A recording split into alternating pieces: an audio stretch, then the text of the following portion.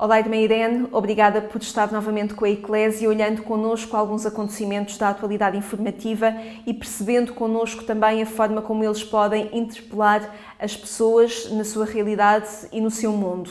Falamos nestes dias em que acompanhamos o caminho de tantos peregrinos rumo ao Santuário de Fátima para assinalar a peregrinação internacional aniversária. Irmã, que caminho é este e o que é que as pessoas procuram quando fazem um caminho como este? Sabe como é que eu fiquei desta vez, este mês de maio, assim um bocadito com uma vontade incrível de ir associando esta palavra caminho à nossa vida e à vida de tanta gente, mesmo aqueles que não estão a caminhar para Fátima? Foi por causa daquele acidente em que aquela morte estúpida de 5 pessoas vítimas daquele carro descontrolado e que ficaram ali de repente, pof, acabou ali o caminho. E com isso também eu voltar a pensar o que é que faz as pessoas caminharem, quererem ir para Fátima, que pode ser um símbolo, este caminho, de qualquer da nossa vida, mesmo quando queremos projetos para as nossas famílias, quando pensamos em projetos profissionais, que vamos fazendo caminhos, não é? Esta palavra caminho. Eu creio que há sempre um desejo de libertação.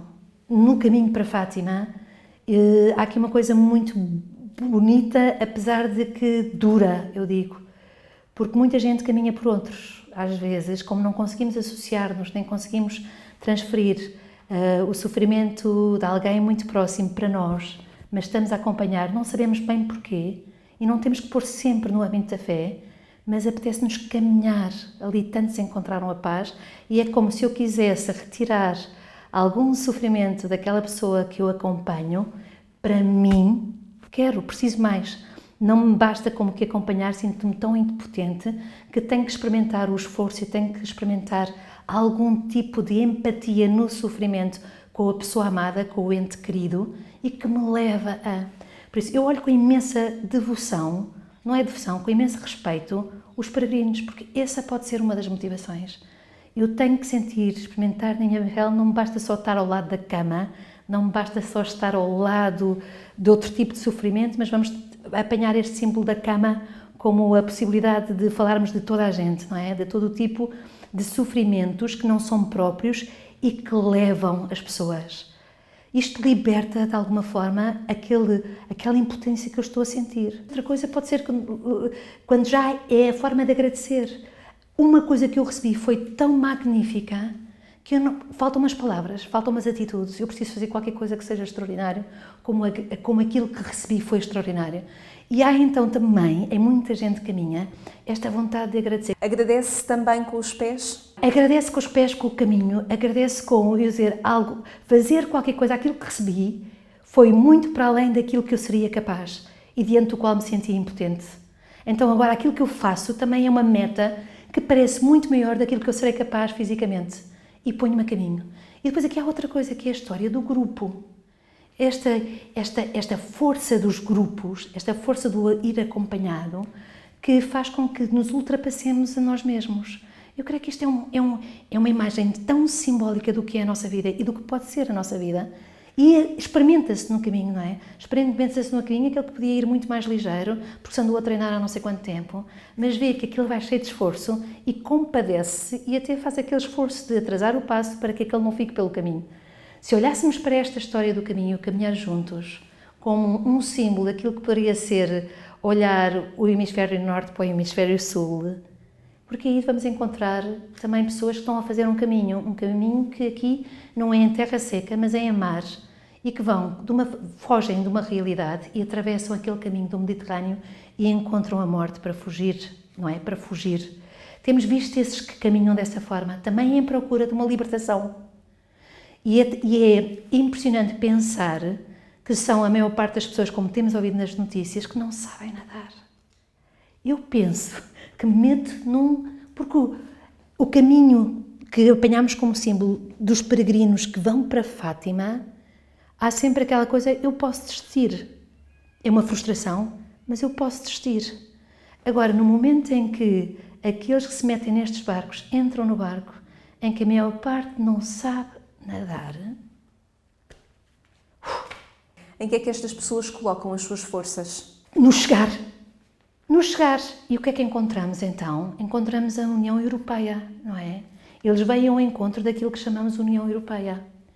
E vimos as reações da União Europeia a dizer que não podíamos olhar para este problema que está a acontecer da mesma forma como tem sido visto até aqui.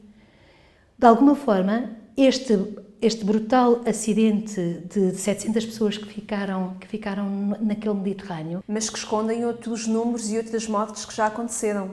E os barcos não tomamos conhecimento, ok? Isto é de facto um drama em que, de alguma forma, a parte humanitária, pela reação que teve também na gente comum que a Lígia é e eu sou, porque ficámos perturbados com aquelas notícias, os nossos líderes preocupam-se muito mais, talvez, quando têm um feedback desta forma, talvez em tentar encontrar soluções. Então, soluções com caráter, não tanto economicista, mas humanitário. E creio que essa foi a disposição da União Europeia. E agora, recentemente, acho que vai ser aprovada amanhã, em que há uma proposta que parece que foi liderada. Eu não estou a ler daquilo que eu li. A minha fonte de informação é sempre... Ok? Então, que é uma proposta em que o acolhimento de pedidos de asilo seja não só dependendo da filosofia que tenha um Estado em relação a pedidos de asilo, mas que seja visto de uma forma da comunidade da União Europeia, em que se junta, seja por cotas, digamos assim, cotas de acolhimento, onde o PIB, a taxa de desemprego e a economia, o desenvolvimento económico possa fazer que haja aqui as percentagens de acolhimento e não ficar dependendo exclusivamente da abertura ou não abertura dos Estados que formam a União Europeia. Dizer pedidos de asilo, como a irmã Irene referiu, é já dizer muito. É outra coisa que eu também gostava de referir. Faz muita confusão a mim pessoalmente quando uma notícia na nossa comunicação social começa por falar em refugiados e ali a meio do caminho passa a falar de imigrantes ou de migrantes. Por isso, um estatuto é completamente diferente do outro. E aquilo que está por detrás da vinda de alguém como imigrante ou da vinda de alguém pedindo asilo político é completamente diferente, é substancialmente diferente. Apesar de que houve este esforço, que é uma nota de esperança, amanhã vai ser chumbado, porque já sabemos de 2 países, pelo menos, que já declararam que não vão aprovar. Porque é necessário unanimidade. A Hungria não vai e o Reino Unido também já referenciou que, quer dizer, não disse não, mas vai ser por aí que vai. Falamos de caminhos, falamos de trajetos. Durante algum tempo, o mundo procurou saber, sem conhecer, que trajeto estavam a ter as cerca de 200 raparigas que há mais de um ano foram raptadas de uma escola pelo grupo Boko Haram na Nigéria. Pergunto-lhe, irmã Irene, que significado tem o caminho que estas 200 raparigas estão a fazer? A libertação dessas 200 miúdas, dessas 200 raparigas, é fantástico. Elas regressam, não é? Mas lembremos de uma coisa, lembremos onde é que elas estavam quando foram raptadas. Elas estavam na escola, não é? Estavam na escola 200, sabemos que em África ainda está aquém de conseguir a igualdade de género no proporcionar das famílias da escolaridade. A rapariga tem o acesso mínimo, se nenhum, não é? E então, estas raparigas estavam em contexto escolar, por isso era daquelas raparigas que até a família está a apostar pela sua educação. De alguma forma, eram raparigas símbolo. Naturalmente, e onde parece que normalmente a escola, para além de ser formação, é proteção. Agora imaginem, em contexto escolar, que deixa de ser proteção, e se são as raparigas que eles vão atrás, aquilo todo um processo que se possa ter feito de sensibilização e de caminhada, outro caminho, na igualdade de género, aqui também fica fragilizado em todas as... Porque eu percebo perfeitamente que eu não sei se deixo a minha filha ir, se eu estou numa zona onde é possível que o Boko Haram volte a raptar. Prefiro-a ter comigo. De alguma forma, terei acesso a defendê-la, não é? E isto acontece com essas medidas, estava em contexto escolar. E aí vem outro caminho, pensando que na Nigéria são 10 milhões as crianças que não têm acesso à escola. Mais ou menos a população de Portugal. A disparidade, isto não pode ser. E ao mesmo tempo pensar que os nossos alunos, que as nossas crianças entram agora segunda-feira, os 4º e os 6º anos, nas provas finais de ciclo, naquilo que chamamos mais como os exames nacionais, não é? Provas finais de ciclo. e que os nossos alunos que têm este acesso à escolaridade tão natural, que o caminho das nossas crianças para a escola é tão natural. O caminho das outras crianças, por exemplo, em outros contextos para a escola, é extraordinário. E isto aqui também tem que se ir alterando. Como tem que se alterar também, de alguma forma, pelo menos temos que questionar. Não estou a dizer que não haja avaliações, tem que haver avaliações. Agora, avaliações como? Eu continuo a achar que não é solução, ou que não é, como é que eu ia dizer? Continuo a achar que é muito, muito pobre avaliações exclusivas de português e matemática. Há muitas áreas que a criança não é português e matemática e ao fazermos estas áreas estamos a escolher.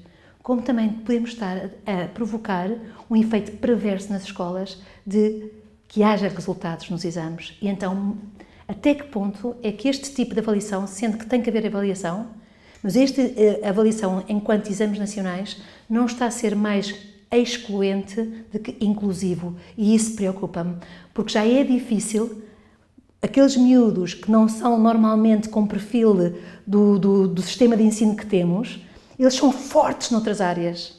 Vão falhar sempre. E até que ponto é que as escolas estão à altura de ter liberdade suficiente de não deixar nenhuma criança do que dizer este fica agora porque se for exame provavelmente para obter resultados. Eu creio que este caminho que os nossos miúdos e que todos corra bem na segunda-feira vão começar a empreender, quartos e sextos anos, este caminho de privilegiado que é frequentar a escola e poder ser avaliado, mas como é que é esta avaliação? Tem tanto de ambíguo, seja pelas áreas, seja pelo que pode estar a provocar, se as escolas não são livres suficientemente. Eu diria que pelo menos este caminho não está feito. Não chegamos, eu acho que não chegamos ainda. A nível das avaliações que o Ministério da Educação propõe, acho que o caminho ainda está por fazer. Falámos de caminhos que saíam da Líbia, da Síria, da Nigéria, que passam também pelo Mediterrâneo, caminhos que começam em diferentes geografias no nosso Portugal e entre estes diferentes itinerários percebemos que nenhum caminho de nenhuma pessoa é independente. Não, não é independente.